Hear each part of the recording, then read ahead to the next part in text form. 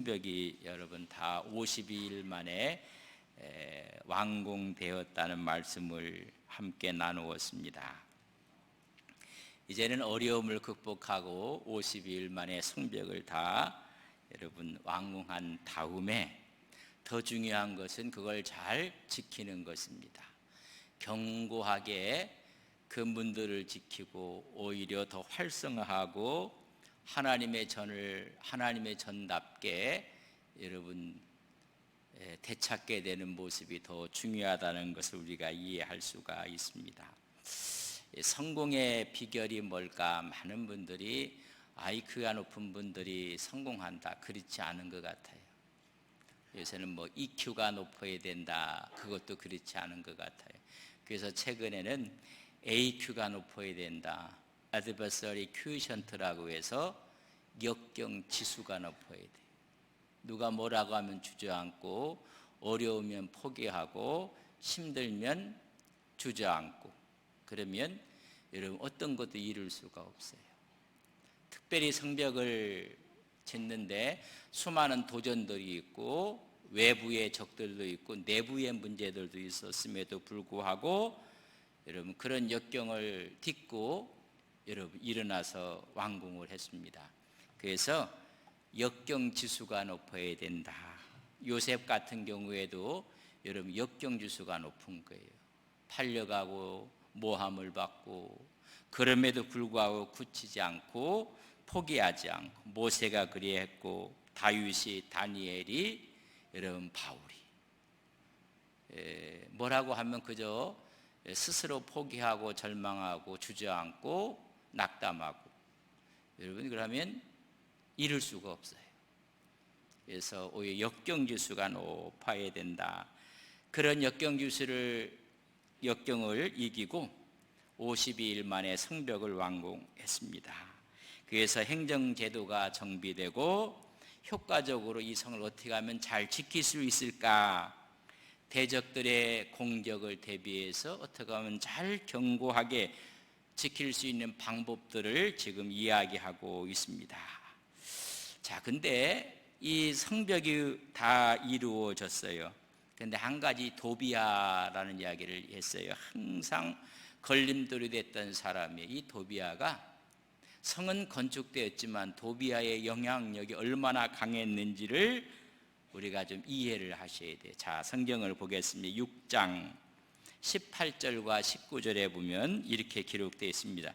도비아는 아레의 아들 스가냐의 사위가 되었고 도비아의 아들 여호나단도 베레가의 아들 무슬람의 딸을 아내로 맞이하였으므로 유다에서 그와 동행한 자가 많음이라. 이 도비아와 산발락 중 이 도비아가 얼마나 이 뿌리 깊게 또 견고하게 영향력을 행사하는지 거기 보면 이 도비아를 가리켜서 스가냐의 사유가 되었다. 이 스가냐는 수룹바벨이 돌아올 때 같이 교연했던 지도자격의 사람입니다.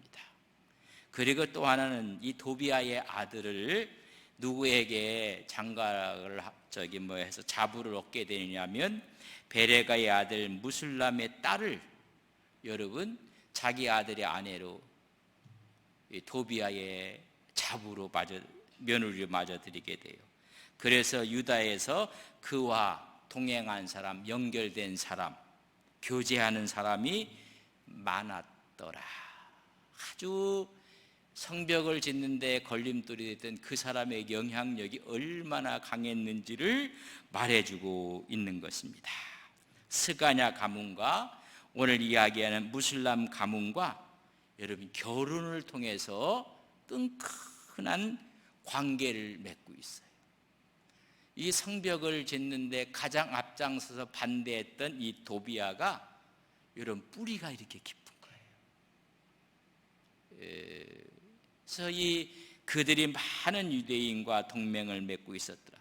그리고 그 도비아가 어떤 일을 했냐, 19절 보면 그들이 도비아의 선행을 내 앞에 말하고, 이 도비아의 선행을 없어요. 어떻게 하면 성벽을 짓지 못하게 협박하고 느헤미야를 죽이려고 하고 살해 음모를 했던 사람이 이 사람이거든요. 그리고 엄포를 놓고 성벽을 같이 동원되는 사람들에게 두려움을 주고 했던 사람이 이 도비야예요. 근데 이런 끈끈한 결혼을 함으로 말미암아 강교함이요 대단해 갖고 오히려 도비야가 잘한다고 막 선전을 한 거예요. 있을 수가 없어요. 누가 봐도 이건 하나님을 대적한 사람이었거든요. 그러나 중요한 가문과 자녀들을 결혼시키고 이런 관계를 통해서 영향력을 끼치는, 그래서 19절 그들이 도비야의 선앙을 내 앞에 말하고 또 내 말도 그에게 전하매 도비야가 내게 편지하여 나를 두렵게 하고자 하여. 내가 이렇게 많은 영향력을 갖고 있다, 내가 지금 스가냐 가문과 무슬람 가문과 어떤 관계인지 아느냐. 이 참 악한 사람들이요, 자기가 은근하게 관계를 맺고 있는 인맥을 이야기하면서 여러분 느헤미야를 압박하고 있었어요. 그럼에도 불구하고 52일 만에 성벽이 다 완성이 됐어요. 그렇다면 그 사람들이 아직 잔재하고 있는 것입니다. 그래서 성벽은 다 완공되었지만은 후속 조치가 더 문제가 생기는 거예요. 이렇게 끈끈하게 인맥을 갖고 있는 이 도비야, 그리고 유대인들이 오히려 도비야를 잘했다고 칭찬하고 선전하고, 이런 과정 속에 성벽은 완공되었지만 그렇다면 후속 조치를 어떻게 해야 될 것인가. 여기서 우리는 느헤미야가 성벽을 다 완공하면 끝나는 게 아니에요. 어떤 일을 다 이루었다고 해서 이제 됐다, 아니, 그때부터 문제가 심각한 거예요. 사실 그런 이야기를 해요. 세계 타이틀 매치를 해서 세계에서 큰 우승을 했어요. 그러면 그걸 지키기는 더 어려운 거예요. 근데 성벽을 다 짓고 나서 그걸 지키기 위해서 위협하고 여론을 호도하는 가운데 어떻게 했는가를 오늘 말씀해 주고 있습니다. 1절에 보면 성벽이 건축됨에 문짝을 달고 문지기와 노래하는 자들과 네일 사람들을 세운 후에 그들을 세워서 이 일을 잘 지키게 지금 하고 있는 모습을 보게 됩니다. 왜냐하면 도비야의 영향력이 아직도 여러분 기승을 부리고 있다는 사실을 아는 거예요. 문지기를 세우고 노래하는 자를 세우고 레위인들을 세워서 그들의 역할을 맡겨주는 것입니다. 그래서 성벽을 방어하는 일, 근데 성벽을 방어하는 데 보면 노래하는 자, 레위인 다 하나님을 섬기는 자들이거든요. 이 느헤미야의 생각 속에는 성을 방어한다는 것은 하나님을 경배한다는 것과 동일하게 생각을 한 거예요. 성을 지킨다는 것을, 방어한다는 것은 하나님 앞에 충성을 다하며 하나님 앞에 예배하는 것이다. 그래서 제사장을 돕는 일과 성을 방어하는 일은 같은 일이란 말이죠. 구분하지 않고 성을 잘 구분하도록, 그때 이제 이 성을 하는 관원을 세우는데, 지금 말하면 이 성을 지키는 책임자를 세워요. 2절에 보면 지금 그 사람 이름이 두 사람이 나옵니다. 우리 2절을 같이 읽겠습니다. 시작. 네아우 하나니와 영문의 관은 하나냐가 함께 예루살렘을 다스리게 하였는데, 하나냐는 충성스러운 사람이요 하나님을 경외함이 무리 중에 어떤 사람을 책임자로 세우느냐. 여러분 나름대로 자기들의 영향력을 갖고 있는 사람, 또 어떤 강한 힘이 있는 문중, 이런 사람을 세우는 것이 아니라 성스러운 충성스러운 사람, 하나님을 경외함에 뛰어난 사람, 믿음이 있는 사람을 세웁니다. 하나니아는 느헤미야의 동생입니다. 그래서 네아우 하나니아와, 이 하나니는 느헤미야가 바사제국에 있었을 때 여러분 이 나라의 성벽이 무너진 소식을 전해준 사람이 자기의 아우예요.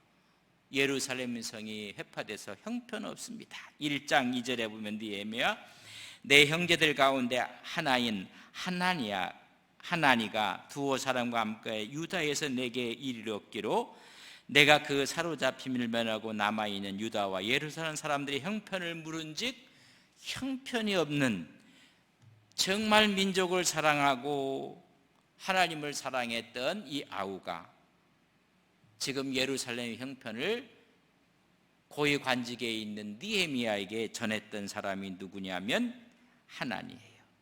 조국에 대한 사랑, 하나님의 전에 대한 뜨거운 마음을 갖고 있는 사람이었고, 또한 이 하나냐는 바사궁의 관원이었다고 이야기를 해요. 신앙이 아주 좋은 사람이었고 성실성과 애국심과 특출한 믿음을 가졌음을 이야기해주고 있습니다. 이렇게 두 사람을 서로 협력함으로 이 일을 잘 감당하도록 맡겨요. 그래서 영문의 관원으로, 이 성체를 지키는 수장으로 두 사람을 세우는 거예요. 여러분, 충성스러운 사람, 하나님을 경외함에서 뛰어난 사람, 신앙 좋은 사람을 세우는 거예요. 하나님께서 사울왕을 폐하시고 다윗을 세울 때 사무엘에게 이새의 가정으로 가라고 해요. 거기서 기름을 부을 자가 있을 것이다. 그래서 그 가정에 이야기하고 아들들이 다 준비되어 있었고 오기를 기다리고 있었어요. 그리고 이제는 그들을 모욕시키고 새롭게 준비시켜서 사무엘 앞으로 나올 때 사무엘이 기름을 부으면 사울 대신에 왕이 되는 거예요. 엘리압 큰아들을 보고 나서 사무엘이 큰 은혜를 받아요. 근데 하나님께서 아니다라고 해요. 뛰어난 풍채와 아름답게 생긴 모습을 보고 나서 기름을 부을 때 하나님은 아니라. 그 시간에 저 들판에 나가서 양을 지키고 있던 충성스럽고 성실한 다윗을 하나님은 마음에 두고 있었던 거예요. 그 사람이 누구냐면 다윗. 그 자리에도 없었어요. 당신이 아들에게 전부냐? 하나 있기는 있는데 지금 저 바깥에 나가서 지금 양을 지키고 그를 데리고 와라. 여러분, 하나님의 일을 하나님께서 시키는 자들은 어떤 자인가? 바로 이런 하나님을 경외함에 뛰어난 사람, 믿음과 신앙을 보는 모습을 보게 됩니다. 그리고 이 수장들을 세워서 이 성 지키는 수칙을 이야기해요. 3절 말씀에 보면 내가 그들에게 이르기를 해가 뜨기 전에는 예루살렘 성문을 열지 말고. 여러분, 왜 이렇게 했을까? 도비야를 따르는 사람들이 있는 거예요. 도비야와 여러분 자녀들을 낳은 가문들이 있는 거예요. 그러나 그들이 도비야를 칭찬한다고 했고 유다 사람들을 오히려 그들을 마음을 사고 있는 사람이 많았더라. 아직 적이 도처에 있는 거예요. 원래 근동에서 성은 보통 새벽에 성문을 열어요. 그러나 기습 공격이 있고 오히려 외부와 내부가 내통하는 일이 있을까 봐 절대 그러지 말라는 것입니다. 출입자가 없을 때는 문을 열지 말라. 내통자가 있을 수 있다. 누구예요? 도비야의 영향권 아래에 있는 사람들이 있을 수도 있다는 이야기입니다. 그래서 분명하게 이야기를 해요. 그리고 나서 7장 3절에 보면 자기 맞은편도 지키게 하라 이야기했습니다. 이것은 느헤미야 3장 23절에 보면 이런 말씀입니다. 그 다음은 베냐민과 합술이 자기 집 맞은편 부분을 중수하였고 그 다음은 아나니의 손자 아마세와 아들 아나 자기 집에 가까운 부분을 중수하였더라. 여러분, 성을 지키는 사람들로 하여금 또 가장 자기 집에서 가까운 성벽을 지키도록 했어요. 그러니까 이 성벽을 지킨다는 얘기는 자기 집을 지키는 거예요. 아주 철저하게 느헤미야가 성을 지킬 뿐만 아니라 자기 집을 지키고 자기 가정을 지키는 것과 함께 했어요. 그래서 성의 안전은 한 가정의 안전이고 한 집의 안전인 것을 이야기해서 그렇게 지키라. 왜 이렇게 했을까? 여러분, 사람이 많지 않아요. 재원이 없어요. 인력이 모자라요. 그러니까 성과 자기 집을 같이 지키도록 이야기를 해요. 그러나 최종적으로 지키는 분은 하나님이 지키는 거예요. 그러니까 하나님이 지킨다 그러면 우리는 아무것도 안 한다도 하나님이 지키기 때문에 우리가 할 수 있는 일을 최선을 다하는 거예요. 그들이 최선을 다해서 성벽을 세울 때 여호와의 손이 그들과 함께 하였더라. 하나님이 도와주신 거예요. 그래서 시편에 있는 이야기를 보면 시편 127편 1절에 보면 여호와께서 집을 세우지 아니하시면 세우는 자의 수고가 헛되며 여호와께서 성을 지키지 아니하면 파수꾼의 깨어 있음이 헛되도다.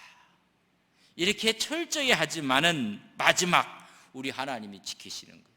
하나님이 지키시기 때문에 우리가 할 수 있는 일 최선을 다하는 거예요. 왜 이렇게 자기 집도 지키고 성벽도 지키게 하였을까? 그 이유는 보면 4절 말씀 오늘 본문 같이 한번 읽겠습니다. 시작. 그 성읍은 광대하고 그 주민은 적으며 가옥은 미처 건축하지 미처 자기 집들도 다 갖고 있지 않는데 있는 집마저 무너진다면 여러분 문제가 생기는 거예요. 그리고 오늘 그 성읍은 사실 광대하지는 않았어요. 광대하다는 이야기는 사람이 많지 않았다는 거예요. 그래서 주민이 적음으로 이랬어요. 이 사람이 적다는 이야기를 여러분 이해하고 그래서 귀한 자를 재확인하고 새롭게 등록을 받는 거예요. 이 사람들이 다 어디 갔는가? 이게 문제가 생겼어요. 자, 그래서 오늘 보면 성을 지키는 사람들을 성벽을 아주 신앙 좋은 사람을 세웠어요. 우리 여기서 몇 가지 지혜를 얻고 우리가 하나님께 기도하며 또 하나님 말씀을 우리가 받아야 될 것이다. 첫째는 어떤 일을 이루었어요. 어떤 일을 성공했어요. 어떤 일에 승리했어요. 완성했어요. 오늘 이스라엘 백성들이 유다가 52일 만에 성벽을 완공했어요. 그리고 다음에 여러분 방심하지 말라는 것입니다. 그들로 하여금 깨어서 근신하고 지키라고 말씀해주고 있습니다. 그래서 성문을 열 때 일찍 열지 마라. 사람이 통행할 때는 성문을 닫아놔라. 만약에 사태까지 대비해야 돼요. 오히려 성벽을 다 이뤘다고 자만에 빠져버리면 문제가 심각합니다. 고린도전서 10장 12절에 그런즉 선줄로 생각하는 자는 넘어질까 조심하라. 우리가 하나님 앞에 기도했던 걸 다 이룬 다음에 더 경성하고 깨어 있어야 된다는 것을 아셔야 돼요. 두 번째는 하나님이 베푸는 은혜로 52일 만에 모든 걸 완공했어요.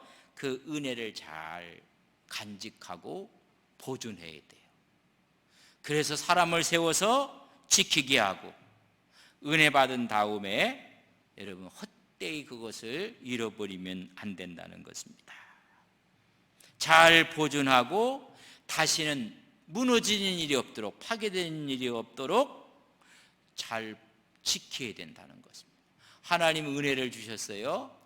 이런 그 은혜를 잘 간수하고 지키고 더 발전시켜야 돼요. 그리고 오늘 말씀 가운데 책임자는 충성된 사람, 신앙심이 뛰어난 사람, 이런 사람이 여러분 책임을 지고 일을 하는 것입니다. 주님의 일은 누가 하는가? 여러분 표상이 될 만한 사람은 하나님을 경외하는 탁월한 신앙인들이 하는 거예요. 그런 사람들로 하여금 이 일을 하게 해요. 자, 그렇게 나누군요. 5절부터 마지막 73절까지는 제1차 귀한 자들의 숫자를 재확인하는 거예요. 70년이 지났어요. 1차는 고레스 때 주전 537년 수룹바벨과 예수아야를 중심으로 해서 귀환했어요. 이 귀환한 1차 귀환한 자의 숫자를 재확인을 하고 있는 거예요. 왜 이랬을까? 1차 귀환한 사람들이 어디 갔는지 없어. 90년 전에 1차 때 제일 많은 사람들이 돌아옵니다. 성경에 이제 보게 되면 1차 때 돌아온 사람이 가장 많아요. 일반 백성이 42,360명이 오고, 노비가 7,337명이 오고, 노래하는 자가 200명이 오고, 도합 49,897명이 여러분 돌아오게 되는 모습을 에스라 2장에 보면 가문별로 문중별로 돌아오는 게 기록되어 있습니다. 그 외에 2차 때는 에스라 때 같이 돌아오는데, 그때는 몇 명이 돌아오느냐면 1754명이 들어와요. 1차 때 5만 명 정도가 들어왔는데 2차는 2,000명도 안 돼요. 이 느헤미야 때에 돌아온 것이 주전 444년이에요. 몇 명이 들어왔는데 기록이 없어요. 그럼 기록이 없는 느헤미야가 돌아왔을 때는 다 파악이 된 거예요. 그리고 2차 때 돌아온 사람은 1700명밖에 안 돼요. 그것도 멀리 된 게 아니라 한 14년 전에 들어온 거예요. 그러니까 3차 때 돌아올 때보다 그때에 비하면 14년 전에 돌아왔고, 그때 돌아온 사람들은 1700명밖에 안 돼요. 이게 파악을 할 수가 있는데 3차 느헤미야가 돌아올 때부터 90년 전에 들어온 사람들은 5만 명 가까이가 들어왔는데 없어요. 다른 사람이 어디 갔어요? 그렇기 때문에 여러분 재확인을 하는 것입니다. 예루살렘 성벽이 완공되었음에도 불구하고 그 안에 거주하는 백성이 너무 적은 거예요. 다 어디 갔는가? 공격해오면 방어할 사람들이 부족하고 있는 모습을 봐요. 그래서 각 지방에 흩어져 살고 있는 귀한 자들을 다 제조사에서 이제는 예루살렘 성 안으로 이주시키기 위해서 확인하고 있는 모습을 보게 됩니다. 2차, 3차는 많지 않았습니다. 그리고 대부분 예루살렘 주변에 거주하고 있었는데 또 최근의 일이기 때문에 다 파악이 됐어요. 14년 전에 왔던 2차까지도 파악이 됐고 3차야 이런 몇 명이 왔는 것도 기록 안 해요. 그러니까 그거보다 더 적은 수가 돌아왔어요. 극소수가 들어왔어요. 근데 1차 때는 그 많은 사람들이 돌아왔음에도 불구하고 어디 있는지 재확인해서 예루살렘 성 안으로 다시 와서 성을 지킬 뿐만 아니라 새로운 토약을 하기 위해서 재확인하는 모습을 보게 됩니다. 여기서 우리는 두 가지를 이야기할 수가 있어요. 첫째는 이렇게 재확인하고 인구를 조사하는 것이 하나님은 숫자 헤아리는 걸 싫어했거든요. 이게 그럼 성서적이냐라고 질문할 수가 있어요. 근데 이 숫자를 재확인할 때 성서는 이렇게 기록해요. 7장 5절 보면 내 하나님이 내 마음을 감동하사 숫자를 헤아려요.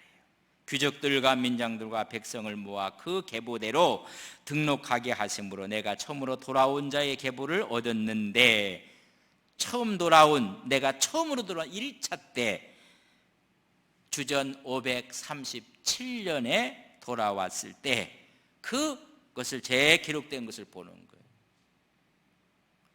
많은 사람들이 돌아왔는데 이걸 숫자를 헤아릴 때 여러분의 하나님이 감동해서 숫자를 카운트했다고 했습니다.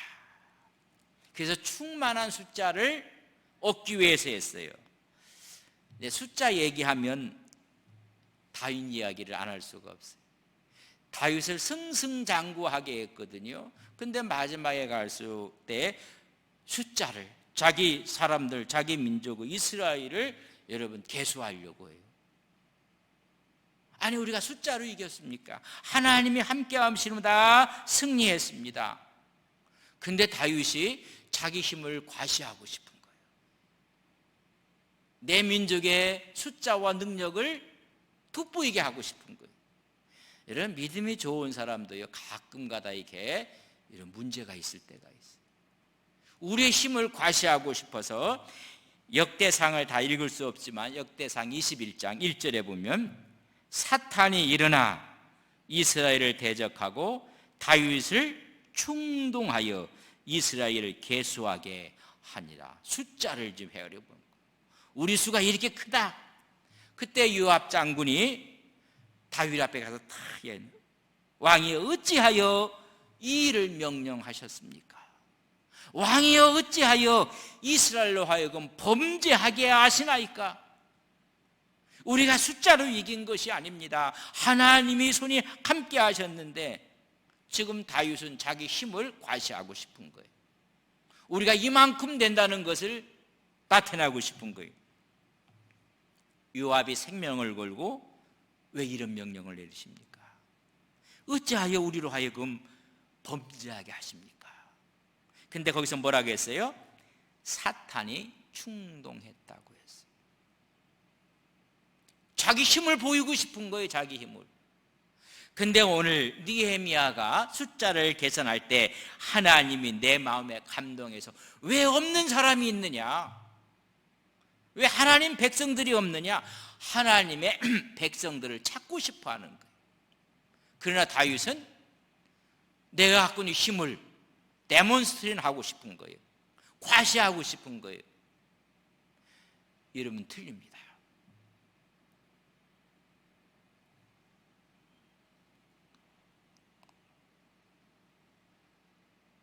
사탄이 자기 힘을 과시하도록 여러분 다윗의 마음에 충동심을 준 거예요. 이 큰 죄로 인해서 하나님이 노하셔서 세 가지 중에 하나를 선택해서 내가 형벌을 내는데 3년 기근을 원할 거냐, 아니면 적군에게 쫓겨서 석 달 동안 적군에 쫓겨다니면서 패하게 하는 걸 원하느냐, 아니면 사흘 동안 전염병을 원하느냐.